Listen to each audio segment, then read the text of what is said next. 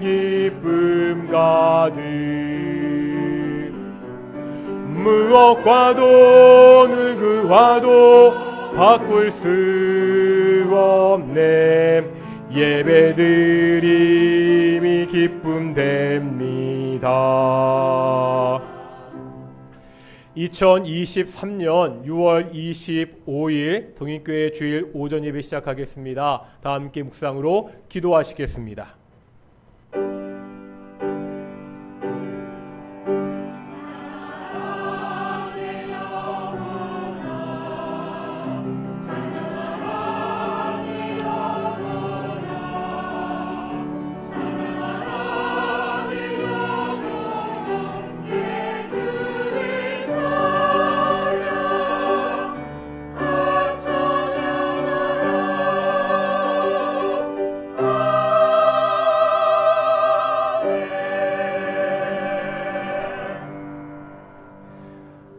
사도신경 우리의 신앙을 고백하겠습니다. 나는 전능하신 아버지 하나님 천지의 창조주를 믿습니다.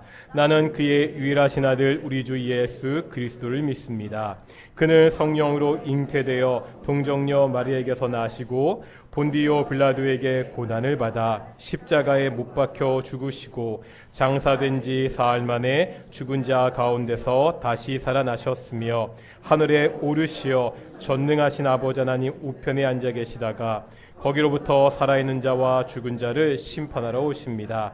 나는 성령을 믿으며 거룩한 공교회와 성도의 교제와 죄를 용서받는 것과 몸의 부활과 영생을 믿습니다. 아멘. 찬송가 28장입니다. 찬송가 28장 함께 찬양하시겠습니다.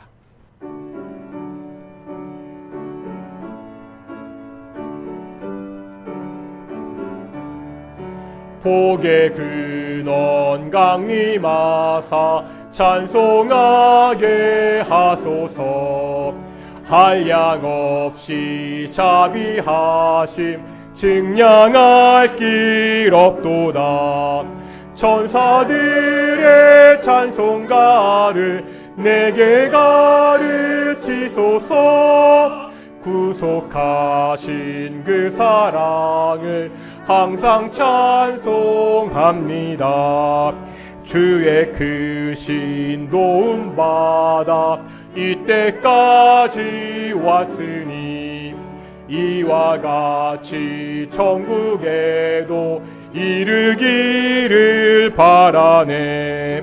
하나님의 품을 떠나 죄에 빠진 우리를 예수 구원하시려고 보혈을 여주셨네. 주의 귀한 은혜 받고 일생 빚진 자 되네. 주의 은혜 사슬 세사 나를 주께 매소서. 우리 마음은 연약하여 범죄하기 쉬우니 하나님이 받으시고 천국인을 지소서.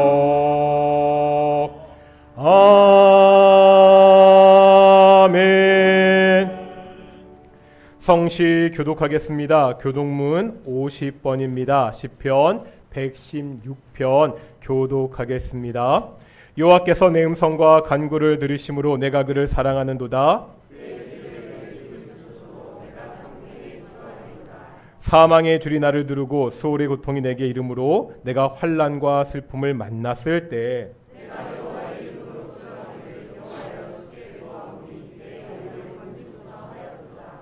여호와는 은혜로우시며 의로우시며 우리 하나님은 긍휼이 많으시도다.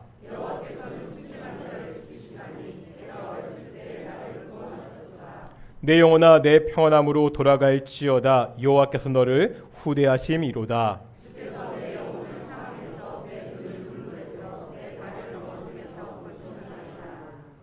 내게 주신 모든 은혜를 내가 여호와께 무엇으로 보답할까? 여호와의 모든 백성 앞에서 나는 나의 서원을 여호와께 갚으리로다. 아멘. 찬송가 325장입니다. 자리에 앉으시겠습니다. 찬송가 325장입니다.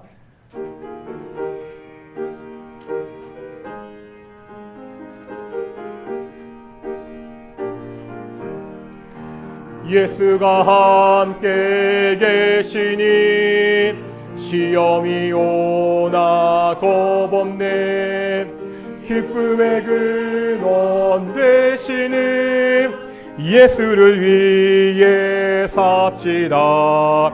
날마다 주를 섬기며 언제나 주를 기리고 그 사랑 안에 살면서 딴 길로 가지 맙시다. 이 세상 사는 동안에 주 이름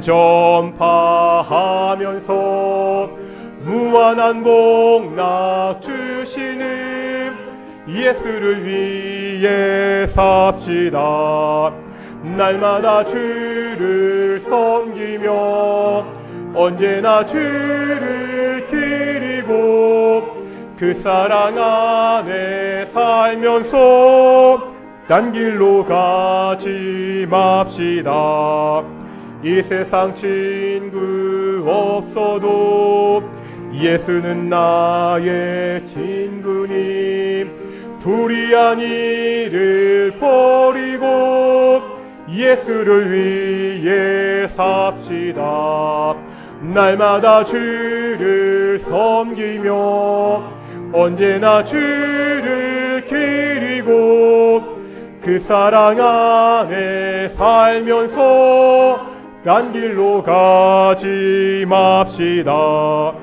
주께서 심판하실 때 잘했다 칭찬하리니 이러한 상급 받도록 예수를 위해 삽시다. 날마다 주를 섬기며 언제나 주를 기리고 그 사랑 안에 살면서 딴 길로 가지 맙시다. 기도하겠습니다. 사랑과 은혜가 충만하신 아버지 하나님 감사드립니다. 예수님이 부활하신 복된 날 주일날입니다. 우리를 구원하신 그 하나님의 은혜에 감사하여 우리가 이렇게 모여 예배하고 있습니다. 거룩하고 존귀하신 아버지 하나님, 우리 예배를 받아 주시옵소서. 성부, 성자, 성령 하나님이 영광 받으시고 오직 하나님의 이름만 홀로 높여지는 귀한 예배가 될 수 있도록 인도해 주시옵소서. 거룩하고 존귀하신 아버지 하나님, 정말 마음은 예배 가운데 있는데 여러 가지 상황으로 함께하지 못하는 성도들도 있습니다. 직장일 때문에 함께하지 못합니다. 몸이 연약해서 함께하지 못하는 성도들도 있습니다. 하나님, 어디에 있던지 이 시간을 기억하게 하시고 하나님께 그 마음으로 예배할 수 있도록 인도하시고 주께서 함께해 주시옵소서. 하나님, 이 나라를 지켜주십시오. 이 나라가 오직 하나님의 은혜 가운데 든든히 서가는 나라, 오직 하나님의 공의와 공법이 간같이 하수가 지른 나라가 될 수 있도록 인도해 주십시오. 오늘도 말씀이 선포될 터인데 하나님이 말씀하시고 우리가 그 말씀을 듣는 귀한 시간 될 수 있도록 인도해 주시옵소서. 감사드립니다. 이 모든 말씀 예수님의 이름으로 기도드렸습니다. 아멘.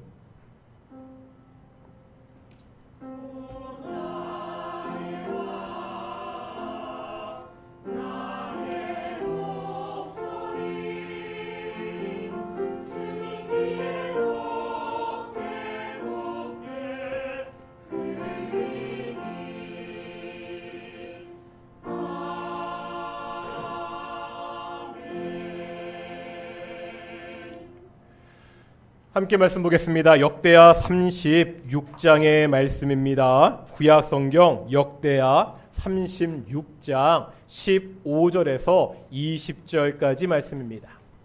구약 성경 역대하 36장 15절에서 20절 말씀 우리 교독하겠습니다. 제가 먼저 15절 말씀 봉독하겠습니다.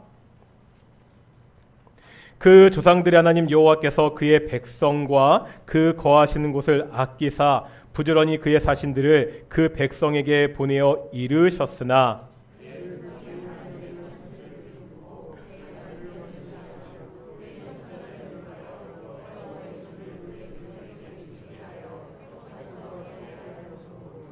하나님이 갈대아 왕의 손을 그들의 다 넘기심에 그가 와서 그들의 성전에서 칼로 청년들을 죽이며 청년 남녀와 노인과 병약한 사람을 긍휼히 여기지 아니하였으며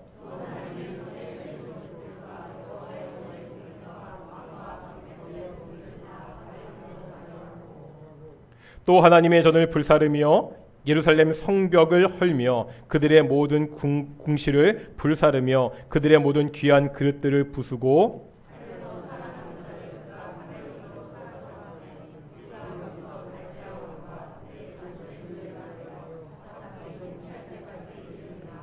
아멘. 이 시간 갈릴 찬양대 찬양으로 하나님께 영광 돌리시겠습니다.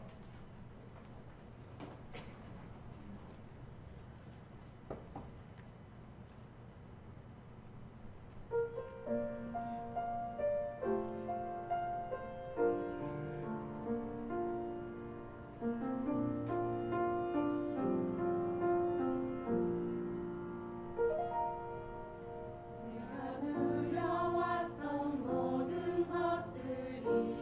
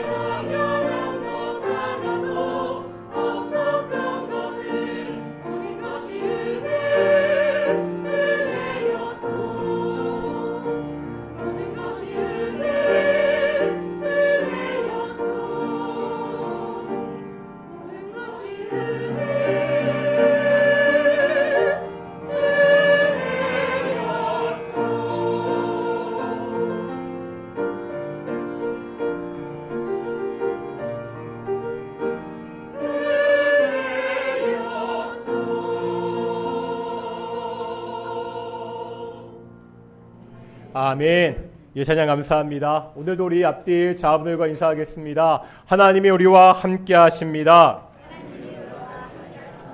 오늘 찬양의 가사처럼 다시 한번 인사하겠습니다. 모든 것이 다 하나님의 은혜입니다.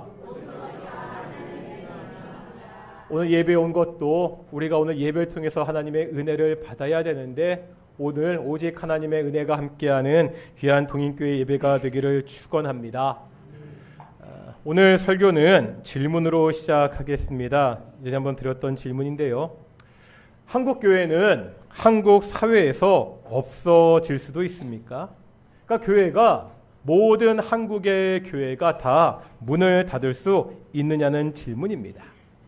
여기서 말하는 한국 교회는 성도 개인을 말하는 것이 아닙니다. 기관으로서 조직으로서의 교회를 말합니다. 한국 교회가 다 문을 닫고 사라질 수도 있습니까? 어떻게 생각하십니까? 상상하기도 끔찍한 일이지만 여러 가지 상황이 가능합니다.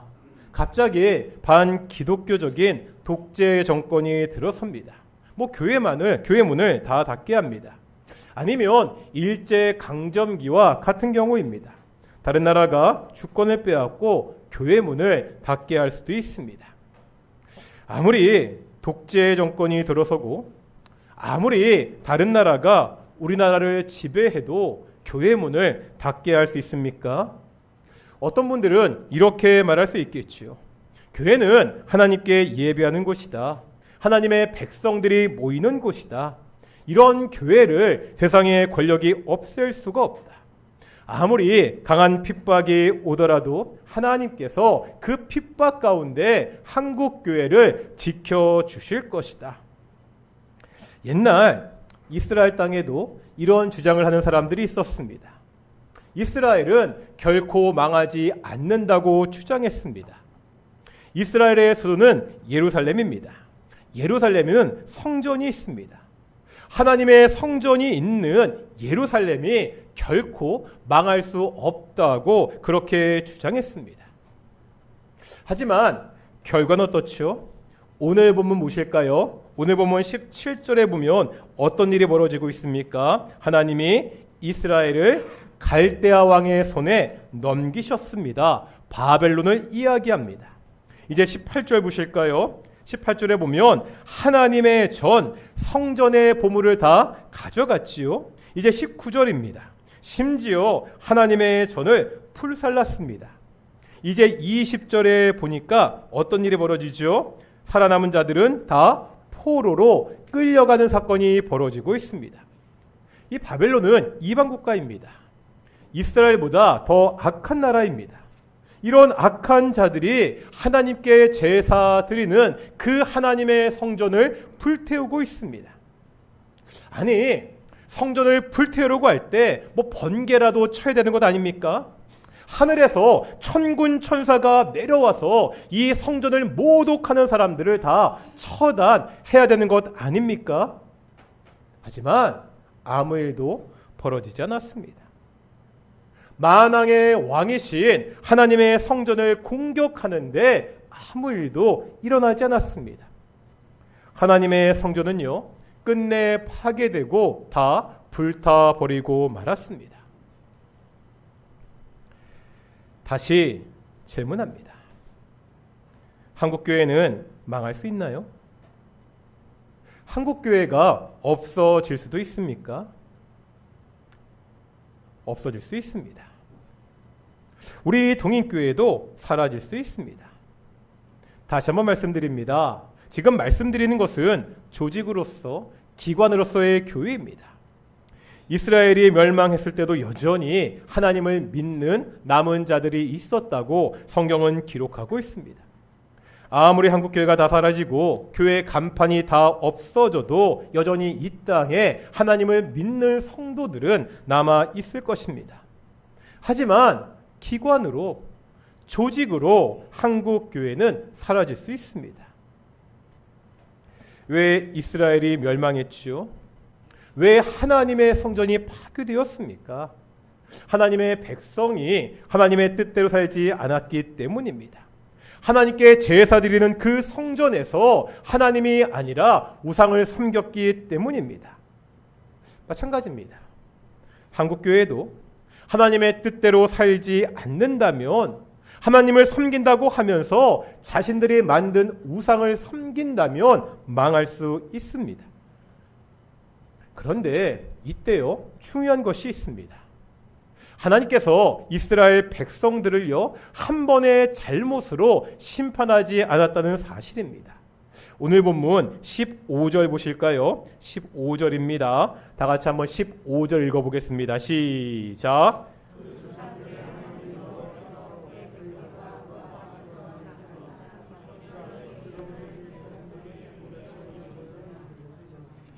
지금 하나님이 당신들의 백성을 아끼셨다고, 사랑하는 백성들이 거하시는 그 땅을 아끼셨다고 말하고 있죠. 백성들이 어긋날 때마다 부지런히 당신의 사자들을 보냈습니다. 선지자들을 통해서 여러 번 반복해서 경고했습니다. 이렇게 살면 너희 망한다고 여러 번 경고하셨습니다. 백성들이 어떻게 했지요? 이제 16절입니다. 16절 보겠습니다. 시작.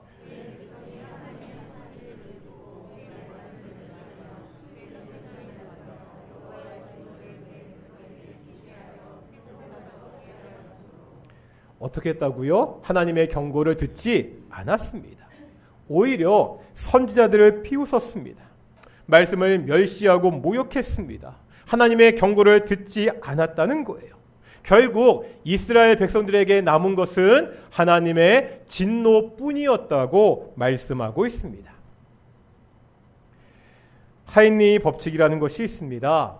1931년 미국의 보험회사에서 근무했던 하인리라는 사람이 발견한 것입니다. 이 사람은 수많은 산업재해 자료를 통해서 한 가지 의미 있는 통계학적인 규칙을 찾아내게 됩니다. 이런 이야기입니다. 평균적으로 보면 한 건의 대형 사고가 일어나기 전에 29건의 작은 사고가 발생했습니다. 300번의 잠재적 징후가 나타났습니다. 한마디로 이야기하면 이 대형 사고라는 것은 예고된 재앙이라는 거죠. 무사 안일주의가 큰 사고로 이어진다는 것을 그렇게 보여주었습니다. 이 하이니 법칙을 적용해 보겠습니다. 이스라엘이 멸망한 건 역시 예고된 심판이었습니다. 갑자기 일어난 일이 아니라는 거죠. 하나님의 경고를 계속해서 무시한 결과 이스라엘은 멸망했고요. 하나님의 성전은 파괴가 되었습니다. 코로나19의 시대를 지나면서 이 하이니 법칙이 생각이 났습니다. 하나님께서 코로나19를 통해서 한국 교회에 계속해서 경고를 보내신다는 생각이 들었습니다. 지난주에 말씀드렸죠. 이번 코로나19 기간 동안 초기 대확산의 중심에는 한국 교회가 있었습니다. 어떤 일들이 있었다고요? 신천지 사태가 있었습니다. 광화문 집회와 사랑제일교회가 있었습니다. 인터컵이 있었고요. IM 선교회가 있었습니다. 그런데 일들을 잘 살펴보면 이 일들을 통해서 한국교회의 약한 고리들이 하나씩 드러났습니다. 먼저 신천지 사태입니다. 그동안 한국교회 주변에 이단들이요 독버섯처럼 자랐습니다. 신천지 외에도 수많은 이단들이 있습니다. 이렇게 이단들이 큰 세력을 얻은 것은 다른 것이 아니라 한국교회의 말씀의 부재 때문입니다. 교회가 하나님의 말씀을 제대로 가르치지 못했습니다. 설교는 많은데 참 하나님의 말씀은 적다는 비판들이 많았습니다. 말씀이 약한 성도들이 말씀을 왜곡하는 이단의 미혹에 쉽게 넘어가고 말았습니다. 신천지 사태는요, 한국교회의 말씀의 부재를 보여주었습니다. 광화문 집회와 사랑제일교회 사태는요, 한국교회의 역사의식과 사회의식의 결여를 보여주었습니다. 교회가 사회적 목소리를 내는 것 잘못된 것이 아닙니다. 오히려 적극적으로 사회적으로 발언할 필요가 있을 때가 있습니다. 하지만 이번에는요, 몇몇의 정파들이 자신들의 정치적인 이익을 위해서 교회를 이용했습니다. 교회를요 정치적 도구로 사용했습니다. 신앙이라는 이름으로요 성도들을 선동했고요 거기에 넘어가고 말았습니다. 인터콥은 올바른 신학이 없는 열광주의와 반지성주의의 문제입니다. 인터콥에 대해서 긍정적으로 평가하는 말들이 있습니다. 뭐 다른 건 몰라도 그 사람들의 열심은 알아줘야 된다 이런 이야기들을 합니다. 그런데 제가 말씀드린 적이 있죠. 세상에서 제일 무서운 사람들이 어떤 사람들이라고요? 무식한데 용감한 사람들. 바른 신학의 기초 없이요 성경을 자기 멋대로 해석합니다. 그 잘못된 해석을 가지고 열심히 선교합니다. 그 결과 선교 현장에서 많은 문제를 일으켰습니다. 반지성주의 문제도 있습니다. 조금만 생각해보면 말이 안 되는 음모론에 빠져 있습니다. 어떤 음모론들이 있었는지 기억나십니까? 오래전 이야기라. 이런 얘기도 있었죠. 빌 게이츠가 돈을 벌려고 한 이번 일의 배우다. 또 백신을 맞으면 DNA가 조작돼서 사람이 조종되게 된다. 그런데 진짜 심각한 것은요. 이런 이야기들이 교회 내 단톡방을 통해서 퍼졌다는 겁니다. 아니, 목사라는 타이틀을 가지고 설교 시간에 이런 이야기들을 했습니다. 아무리 목사의 말이라도 맹신해서는 안 됩니다. 하나님의 말씀은 무오하지만 목사는 무오한 존재가 아닙니다. 저도 마찬가지입니다. IM 선교회는 교회 내에 있는 세속적 성공주의와 학벌주의의 문제였습니다. 왜 많은 부모들이요 그 코로나 시국에 이들이 운영하는 훈련원에 자녀들을 보냈습니까? 내 자녀가 선교훈련 잘 받아서 선교사로 만들기 위해서였습니까? 정말 좋은 신앙 교육을 위해서 보냈습니까? 물론 일부 그런 분들이 계셨겠지요. 하지만 신앙보다는요 영어 실력과 유학을 통한 성공이 먼저였습니다. 그때 나왔던 내용들을 보면 선교회가 아닙니다. 영어와 유학을 위한 학원이었습니다. 신앙이란 이름으로 교묘하게 포장했습니다. 이 농간에 넘어갔습니다. 그냥 내 자녀가 영어 잘하고 이제 유학 보내면 성공할 수 있다 이런 기대로 보냈습니다. 말은 선교 훈련원이었는데 신앙은 뒷전이었습니다. 말씀해 보지에 사회 의식과 역사 의식의 결여, 반지성적인 잘못된 열광주의, 세속적 성공주의, 사실 그동안 한국교회에서 많이 이야기되었던 것들이었습니다. 그런데 이 코로나19로 인해서 이 약했던 부분들이 한꺼번에 다 드러났습니다.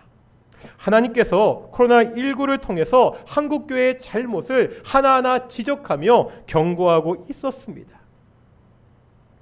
그것도 반복해서 경고하셨죠. 우리가 이 경고를 들어야 됩니다. 하나님의 반복된 경고를 듣고 돌이켜야 됩니다. 하나님께 돌이키지 않은 이스라엘은 끝내 멸망했다니까요. 하나님께 제사 드리는 그 성전도 다 불타버리고 말았습니다. 우리가 하나님의 경고에 귀를 기울여야 됩니다. 그렇지 않으면 정말 한국교회가 문을 닫을 수도 있습니다. 아니, 완전히 문을 닫지는 않더라도 사람들에게 외면받는 소수 종교로 전락할 수 있습니다.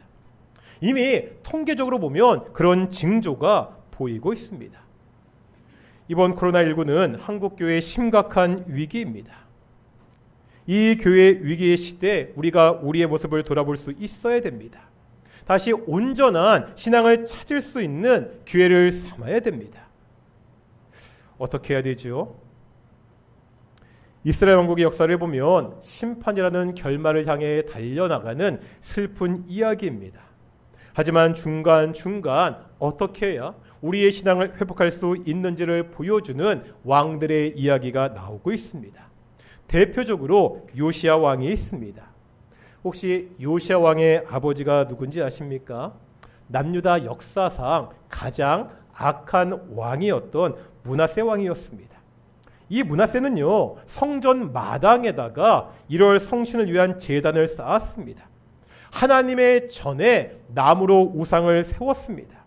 신놈의 골짜기에서 자신의 아들들을 불 가운데 지나게 했습니다. 인신공양을 했다는 말입니다. 신접한 자들, 박수들을 신임했다고 성경은 기록하고 있습니다. 이렇게 악한 왕 다음에 요시야가 겨우 8살의 왕이 됩니다. 하지만 요시야는요, 악한 왕의 아버지의 본을 따르지 않습니다. 이스라엘 역사상 하나님 앞에서 가장 선한 왕이었다는 평가를 받게 됩니다. 요시야는요, 아버지 므낫세의 악행을 뒤엎고 종교개혁을 시작합니다. 성경에 보면 이 요시야의 종교개혁은 크게 3가지로 나타나는 것을 볼 수 있습니다. 첫 번째가 우상의 제거입니다. 우리 역대하 34장입니다. 우리 그 앞에 있지, 오늘 본문 역대하 34장 3절 말씀 보겠습니다. 앞에 역대하 34장 3절입니다.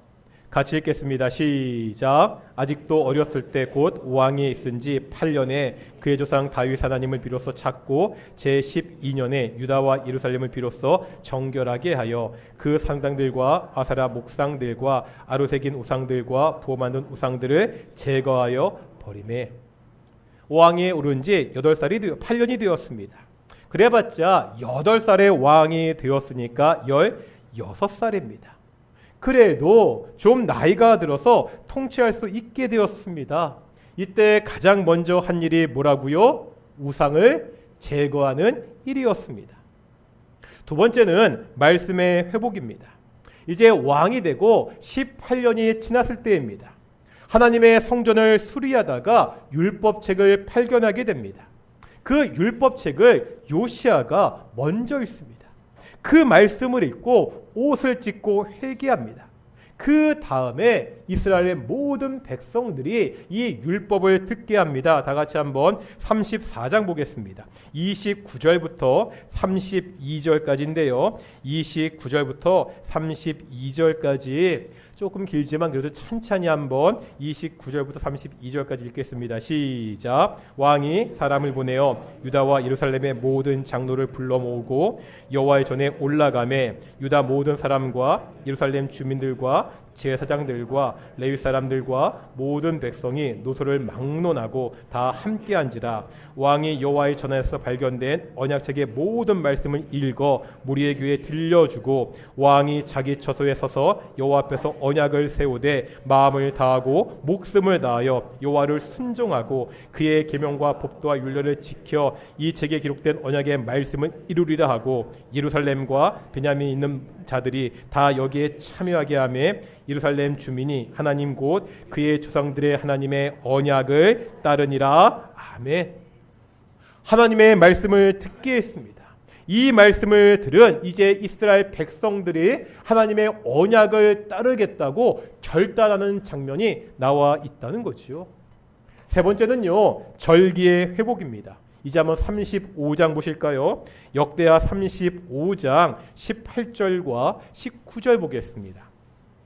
역대하 35장 18절과 19절입니다. 같이 읽겠습니다. 시작. 선지자 사무엘 이후로 이스라엘 가운데서 유월절을 이같이 지키지 못하였고 이스라엘 모든 왕들도 요시야가 제사장들과 레위 사람들과 모인 온 유다와 이스라엘 무리와 예루살렘 주민과 함께 지킨 것처럼은 유월절을 지키지 못하였더라. 요시야가 왕에 있은 지 18째 해에 이 유월절을 지켰더라. 아멘. 앞에서 이스라엘 백성들이 말씀을 회복했습니다. 말씀을 회복하니까 이제 요시야의 주도하에 그동안 지키지 못했던 유월절 절기를 성대하게 지키는 것을 성경은 보여주고 있습니다. 이 요시야의 종교개혁을 통해서 오늘날 한국 교회가 이 어려운 시대에 바로 내가 어떻게 다시 한번 하나님께 돌아갈 수 있는지를 볼 수 있습니다. 첫 번째는 뭐라고요? 우상의 제거입니다. 한국교회 예배당에 이스라엘 백성들처럼 우리가 우상의 신상을 세우지는 않습니다. 하지만 우상이라는 것이 눈에 보이는 신상이 아니라는 것을 잘 알고 있습니다. 한국교회 안에, 우리들 안에는 어떠한 우상들이 있습니까? 돈이 우상은 아닌가요? 출세가 우상은 아닙니까? 혹시나 자녀들의 성공이 우상은 아닙니까? 건강이 우상이 될 수도 있습니다. 내 마음속에 하나님보다 더 중요하게 자리 잡고 있는 것은 무엇입니까? 돈을요, 벌지 말라는 것이 아닙니다. 성공하지 말라는 것도 아닙니다. 다만 이런 것들을 위해서 내 신앙을 포기하지는 말자는 것이죠. 둘째, 말씀의 회복입니다.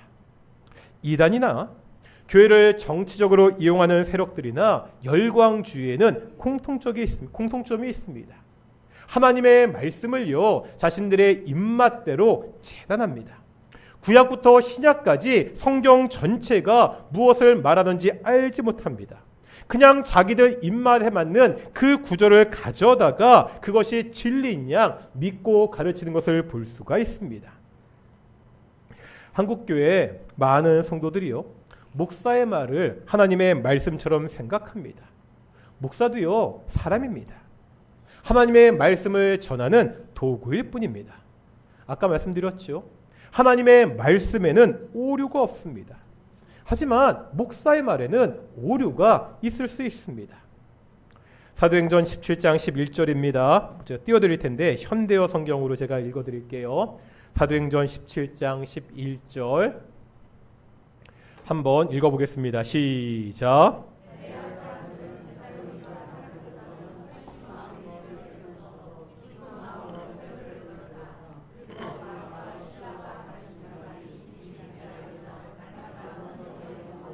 아멘.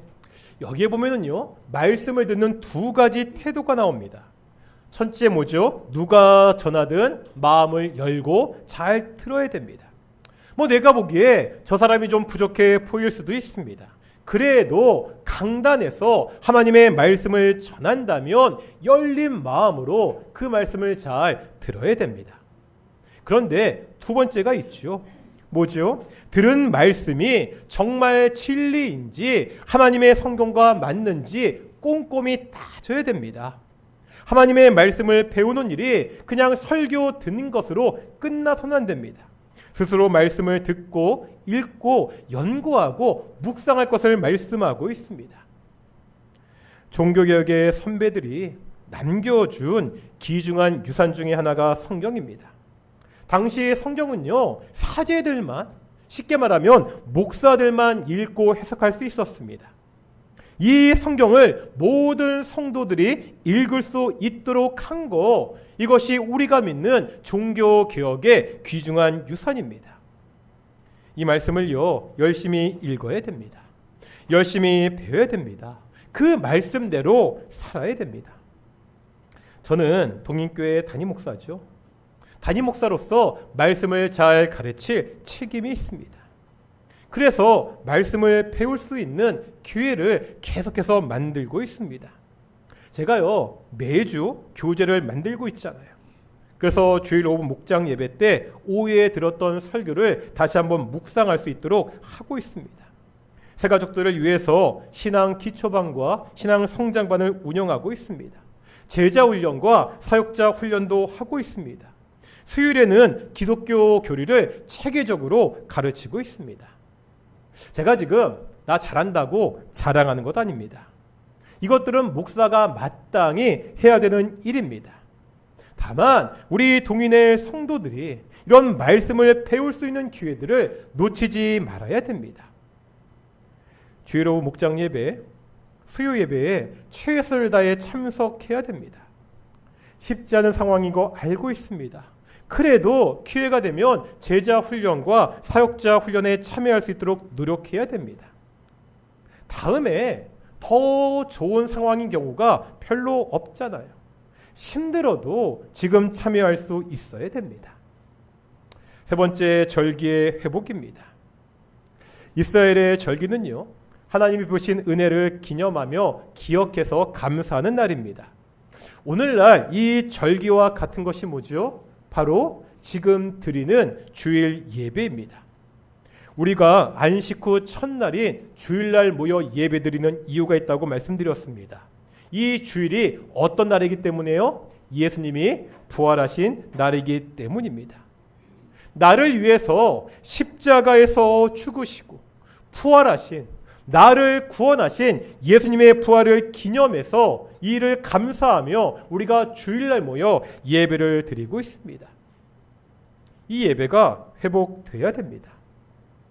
이 말이요, 전염병이 창궐하더라도 예배당에 반드시 모여서 예배 드리자는 것이 아닙니다. 하나님은 어디에나 계시는 편지하는 분이십니다. 우리가 예배당에서 예배를 드리건 가정에서 예배를 드리건 바로 그곳에 하나님은 계십니다. 중요한 것은 예배에 대한 우리의 태도라는 거죠. 예배는요, 하나님을 만나는 시간입니다. 하나님께 영광을 돌리는 시간입니다. 습관적으로 형식적으로 드리는 예배가 아니라 하나님을 만나는 감격이 있는 그런 예배를 드려야 됩니다. 내가 하나님 앞에 예배하는 일에 최선을 다해야 됩니다. 매 주일 예배 시간마다 하나님을 만나는 경험이 나에게 있어야 됩니다. 어떻습니까? 나는 예배에 최선을 다하고 있습니까? 우리 동인교회 예배는 하나님이 기뻐 받으실 만한 예배입니까? 코로나19로 인해서 신앙의 위기가, 교회의 위기가 찾아왔습니다. 하나님이 여러 가지 모양으로 계속 경고하고 있습니다. 이 경고를 들어야 됩니다. 이 위기 속에서 새로운 기회를 찾아야 됩니다. 생각해보면은 한국교회는요, 한 번의 기회를 이미 놓쳤습니다. 언제인 줄 아십니까? IMF 사태가 기억나십니까? IMF 때 역시 이것이 하나님께서 한국교회에 주시는 경고라는 그런 이야기들이 많았습니다. 당시 세상은요, 성공주의와 물신주의로 정신없이 달려가고 있었습니다. 이런 세상에서 교회도요, 별반 다르지 않는 모습들을 보여주었습니다. 이미 그때도 한국교회 성도들이 줄어든다는 위기의 목소리들이 있었습니다. IMF 사태가 터지고요, 경제가 엉망이 되었습니다. 많은 회사들이 부도가 났지요. 잘 나가던 직장에서 잘려서 하루아침에 실업자가 되었습니다. 이 때문에 자살을 하는 사람들도 굉장히 많았습니다. 한국 사회에 감당할 수 없는 위기가 닥쳤을 때 당시 기록을 보면 오히려 한국교회 성도의 수는 늘었습니다. 그동안 자신들의 힘과 능력을 믿고 살았습니다. 이 모든 것이 다 무너지자 다시 교회로 하나님을 찾아왔습니다. IMF라는 하나님의 경고를 듣고 다시 교회로 돌아왔습니다. 문제는 이런 분위기가 오래가지 않았습니다. 시간이 흐르고 어려운 문제들이 해결되자 다시 예전의 모습으로 돌아갔습니다. 한국 교회도 그 귀중한 기회를 신앙개혁의 동력으로 사용하지 못하고 말았습니다. 그 지금까지 한국 교회는요, 계속해서 내리막길을 걷고 있습니다. 이번에도 이러면 됩니다. 3년 이상 참 길고 어려운 시대를 살았습니다. 그래도 IMF 때는요, 잠시지만 성도의 수가 늘기도 했습니다. 하지만 이번에는 오히려 줄어들고 말았습니다. 이번에도 경고를 듣지 않는다면, 우리의 신앙이 새롭게 바뀌지 않는다면 한국교회는 더욱더 쇠락할 것입니다. 우리 동인교회도 마찬가지입니다. 하나님보다 더 자리 잡고 있는 이 내 안의 우상을 제거해야 됩니다. 하나님의 말씀을 듣고 배우는 일에 최선을 다해야 됩니다. 지금 드리는 이 주일 예배가 그저 익숙한 형식이 되어서는 안 됩니다. 우리가 매 예배 시간마다 하나님을 만나는 경험이 있어야 됩니다. 우리 동인교회가, 이 한국교회가 하나님께 온전하게 돌아오기를 소망합니다. 이번 코로나19를 통한 하나님의 경고를 듣고요, 무엇보다도 나의 신앙이 새로워질 수 있도록, 우리 동인교회가 새로워질 수 있도록 우리 한국교회가 새로워질 수 있도록 소망합니다. 우리 함께 기도하겠습니다. 우리에겐 소원이 하나 있네 하며 찬양하시며 기도하며 나아가겠습니다.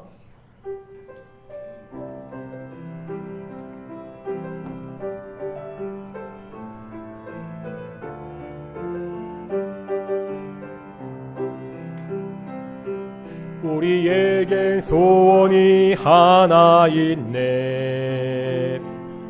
주님 다시 오실 그날까지 우리 가슴에 새긴 주의 십자가 사랑 나의 교회를 사랑케 하네.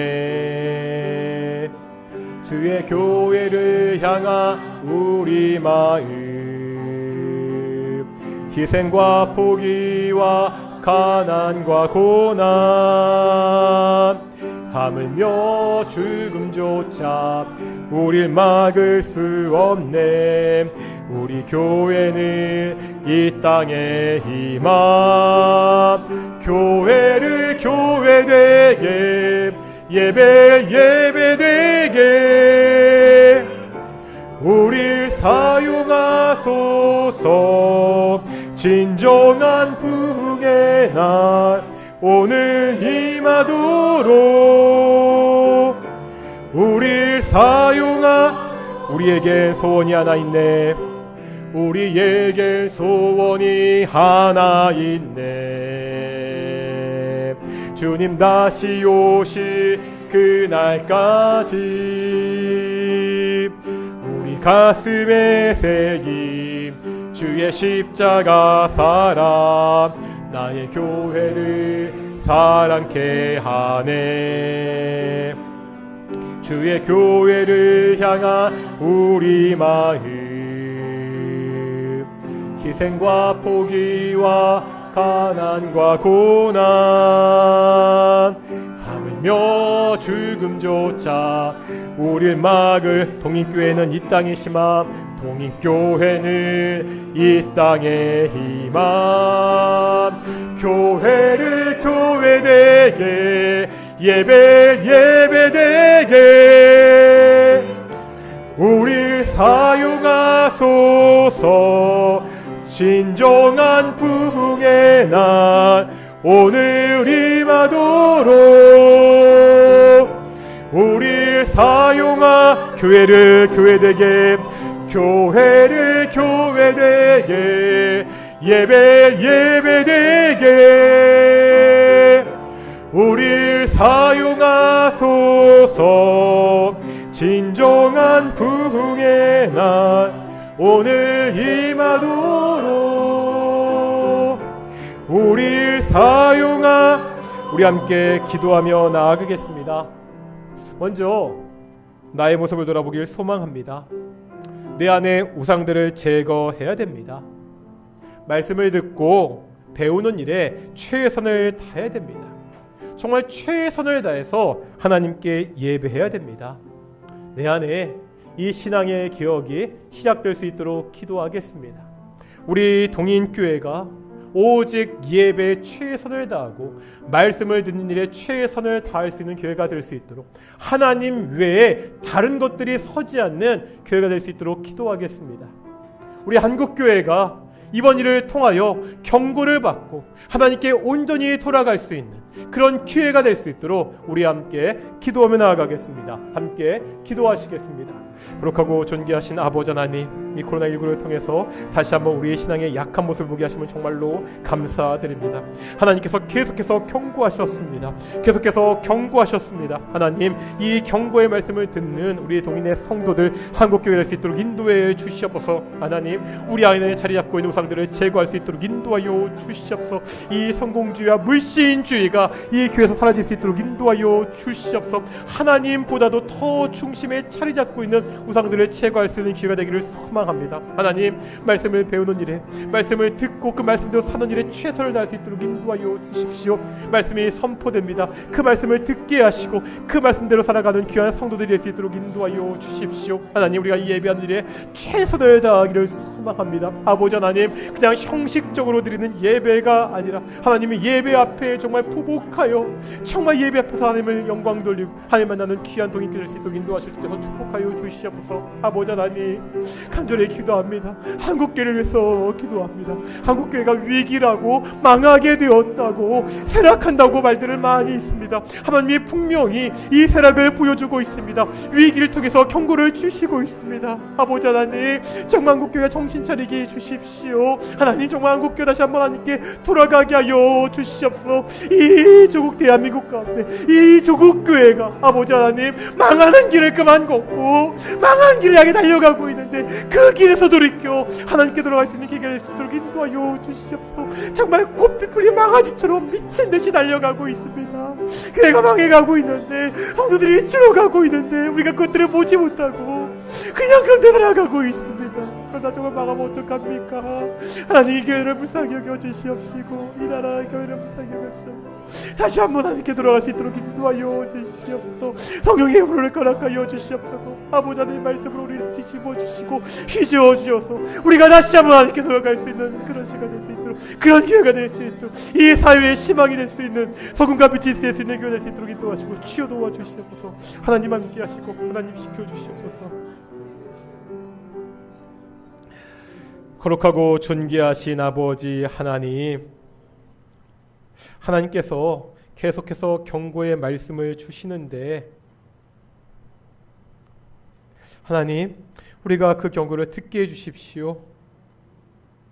우리 약한 모습들을 다시 한번 바라보게 하시고 내 안의 우상을 제거하고 말씀을 듣고 배우는 일에 최선을 다하고 정말 하나님을 영과 진리로 예배하는 성도들이 될 수 있도록 인도해 주시옵소서. 한국교회가 위기라고 쇠락의 길을 걷고 있다는 이야기도 너무나 많이 있습니다. 그런데 계속해서 여전히 그 길을 걷고 있는 그러한 상황입니다. 하나님, 돌이켜 하나님께로 돌아가는 귀한 교회가 될 수 있도록 주께서 인도해 주십시오. 하나님, 우리를 불쌍히 여겨 주시옵시고 한국교회를 긍휼히 여겨 주시옵시고 다시 한번 하나님께 돌아가는, 이 땅의 소망이 되는, 소금과 빛이 되는 한국교회가 될 수 있도록 하나님이 함께해 주시옵소서. 예수님의 이름으로 기도드렸습니다. 아멘. 찬송가 211장 하시면서 우리 헌금 동원하시겠습니다. 211장입니다. 1절 우리 4절 하시겠습니다.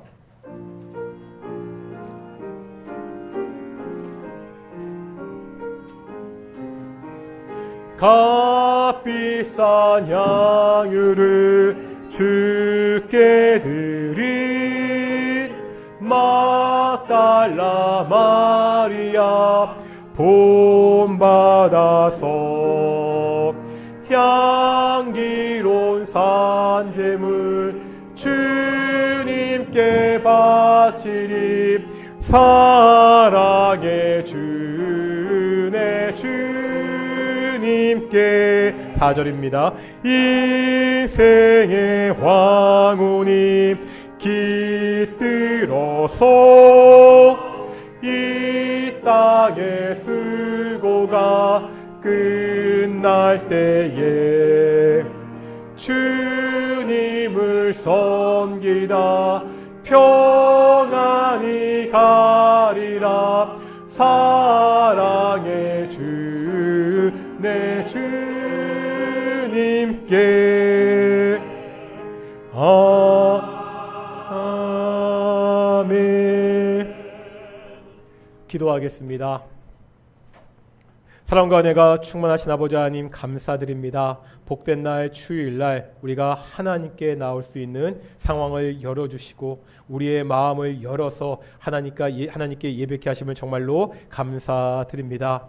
하나님, 매일매일 살아가면서 우리가 하나님 앞에서 예배하는 사람으로 살 수 있도록 인도해 주십시오. 하나님 앞에서 매일같이 기뻐하며 감사하는 성도들이 될 수 있도록 인도해 주시옵소서. 몸이 아파 힘들어하는 성도들이 있습니다. 경제적인 문제로 어려워하는 성도들도 있습니다. 하나님, 그들의 어려움을 주께서 아시는데 하나님, 그 모든 어려운 문제 가운데 하나님이 개입하여 주시옵소서. 하나님, 가장 선한 길로 좋은 길로 인도하셔서 그 근심과 걱정 가운데 이제 감사의 고백이 넘칠 수 있도록 주께서 인도해 주시옵소서. 모든 것을 주신 분이 하나님이시기에 우리가 잔 것을 하나님께 돌려드립니다. 이 예물이 쓰이는 것에 오직 하나님의 영광이 드러날 수 있도록 인도해 주시옵소서. 감사드립니다. 이 모든 말씀 예수님 이름으로 기도드렸습니다. 아멘. 다시 한번 인사하겠습니다. 하나님 우리와 함께 하십니다. 광고 말씀드리겠습니다. 7월 7일, 그러니까 다다음 주 금요일날 토요일 그 연청 수련회가 있습니다. 그래서 저희가 원래 첫째 주일날 우리 금요일 1시간 기도회 하기로 했는데 여러 가지 일들이 있어서 우리 7월 달에는 금요 1시간 기도회를 7월 셋째 주 7월 21일날 금요일날 그렇게 하도록 하겠습니다. 한 달 전에 광고 드리는 이유는 아시겠죠? 미리 시간 좀 빼놓으시고요. 우리가 한 달에 한 번 모여서 기도하는 시간이니까 좀 우리 금요 1시간 기도에 함께 다 참석했으면 좋겠고요. 다음 주일은 정기 재직회가 있습니다. 또 선교위원회 모임도 있고 우리 목자 한 달에 한 번씩 목자 모임도 있으니까 기억하시고 우리 모든 모임들에 꼭 참여해 주셨으면 좋겠습니다. 그리고 이번 주 수요 예배부터 우리 기독교 교리 구원론이 시작되게 됩니다. 구원론을 시작하는데 가장 먼저 우리가 삼위일체를 배우게 되거든요. 한 번 정도 삼위일체 강의를 꼭 좀 들으셨으면 좋겠습니다. 굉장히 어려운 교리지만 우리 신앙생활에 정말 핵심적인 교리이기 때문에 이번 주에 아마 한 주가 될지 두 주가 될지 한번 정리해서 삼위일체를 가르치러 가는데요. 좀 많이 오셔서 좀 공부하셨으면 좋겠고요.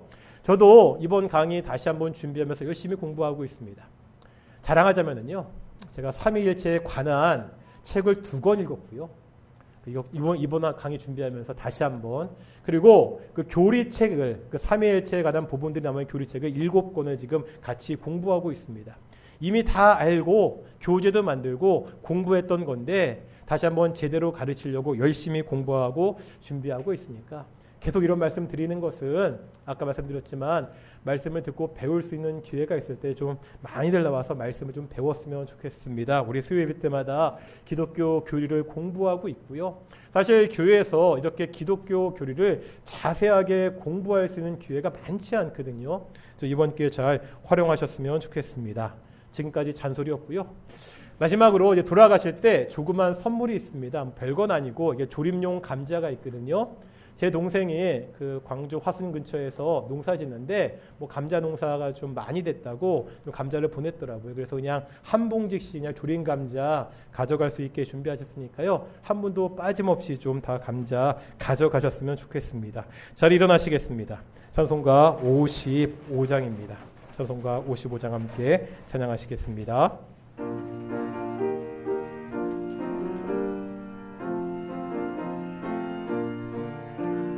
주 이름으로 모였던 우리가 지금 헤어질 때 언제나 함께 하시며 평안케 하소서. 아멘. 기도하겠습니다. 이제는 예수 그리스도의 은혜와 아버지 하나님의 사랑하심과 성령 하나님의 교통하심이 이 하나님의 경고 속에서 경고를 듣고 하나님께로 돌아가기를 결단하는 동인의 성도들 가운데 영원히 함께 하시기를 축원하옵나이다. 아멘.